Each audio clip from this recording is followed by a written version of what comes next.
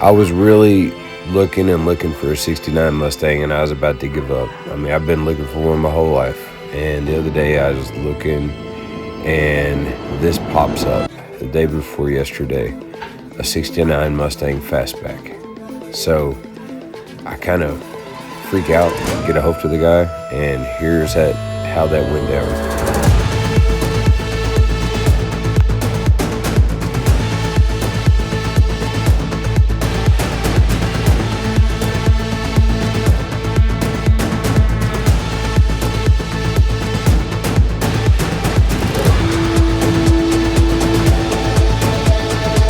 I'm gonna be honest with you, I'm like crazy excited.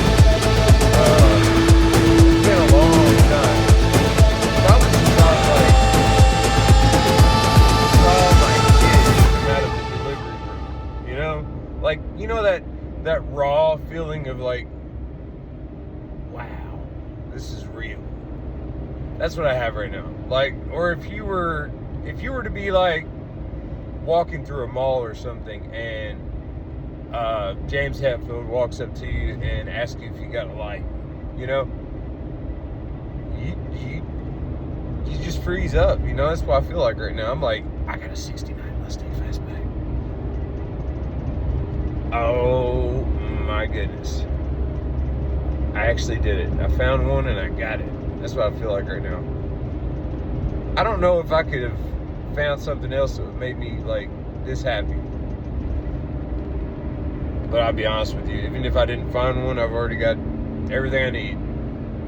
You know, even if I didn't have another project, I lived through a few, but I never thought I would get a 69 or find one in Kentucky. You know, this ain't in Kentucky, it's in Ohio, but I didn't never think I would find one. But to have one in my garage that I could say, like, that's my 69 Mustang. Oh yeah. I think that's good enough. Like, I don't really see something else that I need to look for now. It's like, I got a 69 Mustang, bro. And I'm not telling you to do the same thing. You got your own dream car, all of you. I'm just saying, like, that was my dream car, and I never was. Even my very first, like, car that I fixed up, it was a 68 Impala Super Sport, and it was cool. Like, I liked it. I really got into the Impala vibe, but it just wasn't really my vibe. I knew that from the get-go when I got the car, but I tried to do it anyway. But it just wasn't me, you know. Like, it didn't have that pronunciation on it like a Mustang does, like a 69 Mustang. So long story short, I lived through those. I've let some go that I didn't get a chance to fix up that I wished I'd kept. But I never owned a Mustang. Not even like a 91 LX, or not even an '01 or '02 V6. My son got that. You know, his first car was a '01, '03 convertible V6. But I never even owned one of them. I've had chances to buy them, but I've had so much going on in my life that I wasn't able to go through with it. But to happen upon a 69 Mustang Fastback, wow, I don't know what to say right now. It could be like, you know, just the driver's side cut off of the car, and I'd still be reacting the same right now. I'd just build the rest of the car off of that. Even though I got a roof and everything, I'm still stoked right now. I'm probably gonna look at this car every day for the next 2 weeks in my garage and just look at it. Because, you know, like if you dug up a gold coin, or if you cut a certain spot in a sapphire and you found that magic glow, or if, you know, you found a honey pot out in a river or a creek and it's full of gold. I could go on and on. You found a shot up GTO in a junkyard. It was your thing. It turned into, God, it's like the most famous GTO ever. That's the way I feel right now about this Mustang, but I'm not trying to make it famous. None of that matters to me. I actually found one. was amazing to actually accomplish that. With everything else I've got going on, I was able to afford this right now. Yeah. I am so thankful. So thankful. Every day you wake up, look at your family and your kids, you're in heaven. And just be careful with every little thing you do. There ain't no reason to be dumb no more. You're past 40 and just be humble. That's the way I feel right now. I'm just like excited as crap that I actually got this, but at the same time, I'm humble. So I'm gonna quit rambling. Next video, you're gonna see it. Here it comes.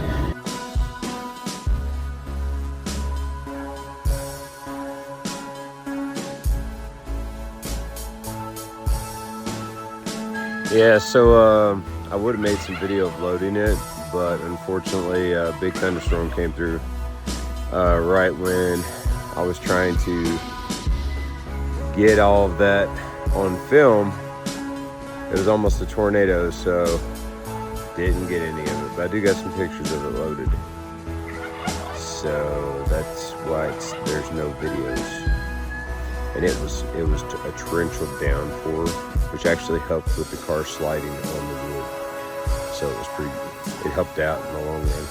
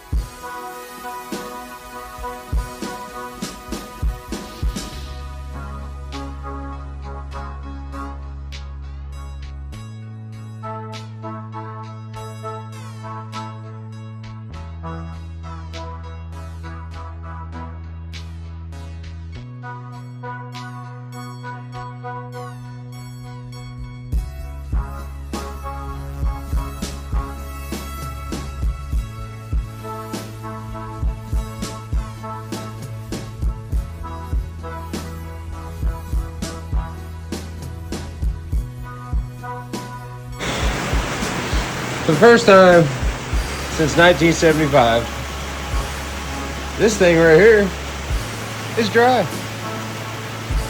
and under a roof. I went to West Virginia. I'm not going to say what I paid, but it was basically peanuts. And I picked this up. Got the fold down rear seat.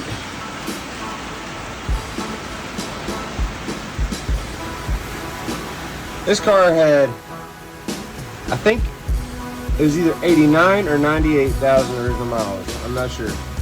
When it was parked in 1975.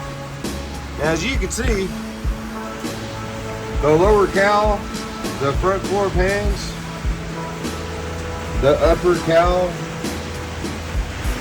oh, and the entire front end is right there in a ball. And that's all that's left of it. But I do have all the suspension parts. Not that we're going to need them, but I have them.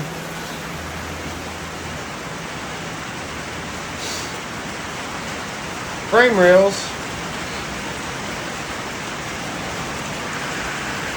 Yeah. What frame rails? I got a section of them.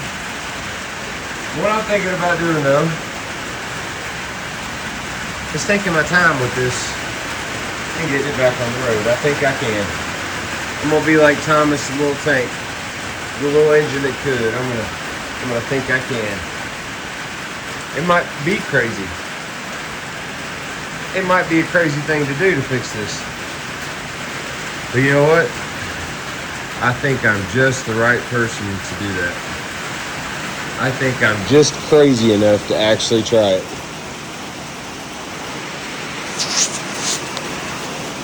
Sorry, I had to charge my phone.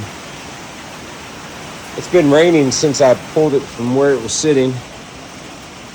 And now that I've got it under dry spot, it's just pouring.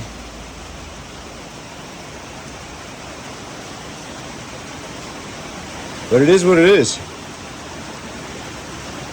It ain't what it ain't. Let's see what we got in the back seat. I ain't really checked it out yet. I know the back seat's kind of nice, I think. What is that? It's part of the headliner.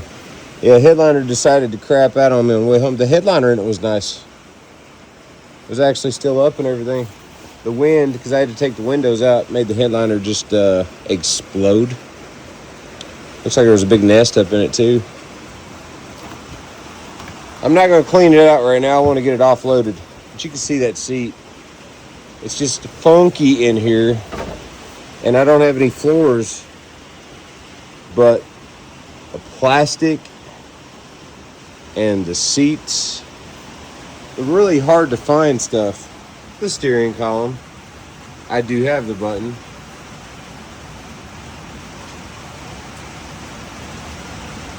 The 4-speed pedals. This was a 4-speed 6-cylinder. What I was told by the guy that did the Marty report on it. Neither door shuts.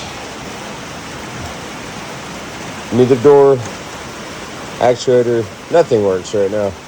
The windows are out in my truck. I knew they would fly out on the way home. Didn't even take a chance on it.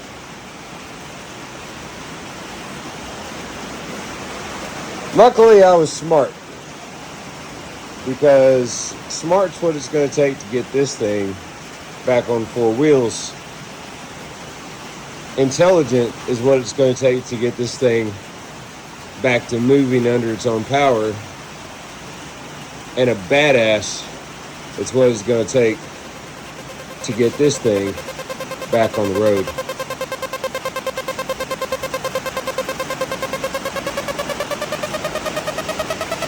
'69 fastback, L code, 4-speed.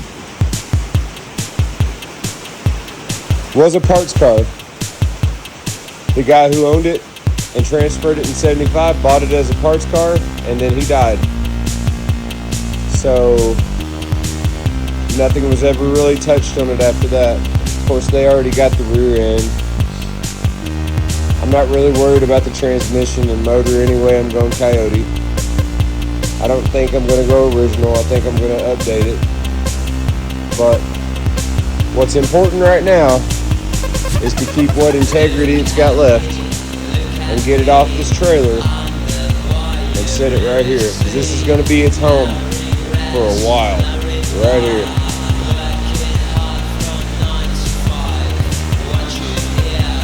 I just finished this little shed, and this is where things are going to come back to life. Because tell me that ain't dead. Beyond dead. If you walked into a junkyard, would you even walk by this and say, I can do that? Would you even, you'd walk up to it and you'd be like, ah, man, that's cool. I think I can. Then you'd be like, nah, man, it's just too far gone. Then you get down here and you look underneath and you're like, oh, holy shit, how come this is so nice?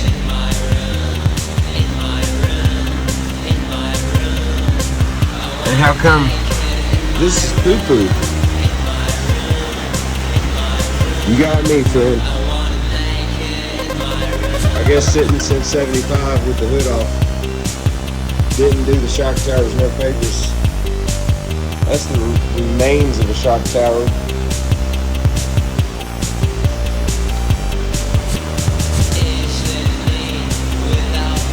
That's the front end, or the face. That's radiator support. Let me zoom in real quick.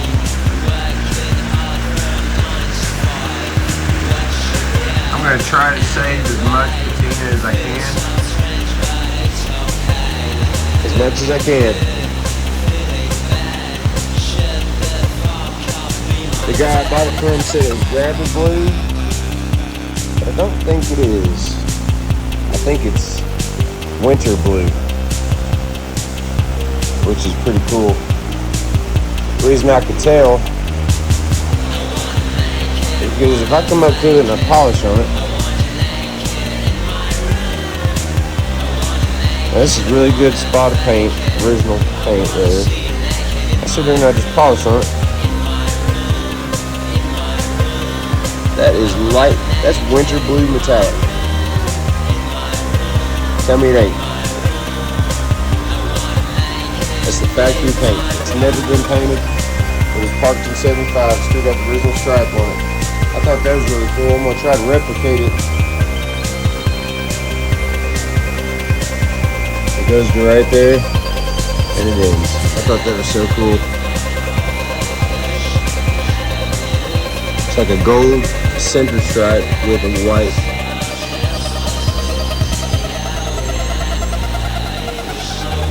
Honestly, I don't know what it was. I think it was a white stripe with a gold center. And then the gold has come off of this. And the white's just completely gone. I thought that's so cool. Look at all the patina. 75.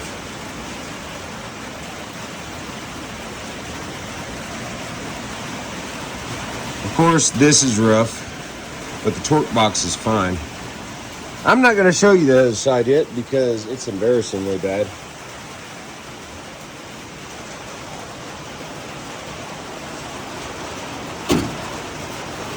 Rear tail panel took a good smack. We can pull it back out. Get that bumper back straight. I'm going to keep it all as much original as I can. I've got the gas cap. I don't think I can fix this. It's pretty bad. I could try to, but why? You can tell it's only got so many miles of the rubber on it's still nice. It still feels new. It's still squishy. It's not even hard. It's crazy. But yeah, that side's bad. I got part of a frame rail and torque boxes over there. That's about it. Outer wheel well. Ain't as nice as that on that side. So it's gonna definitely need a quarter on the other side, but I'm gonna try to keep as much of that quarter panel as I can. Very cool.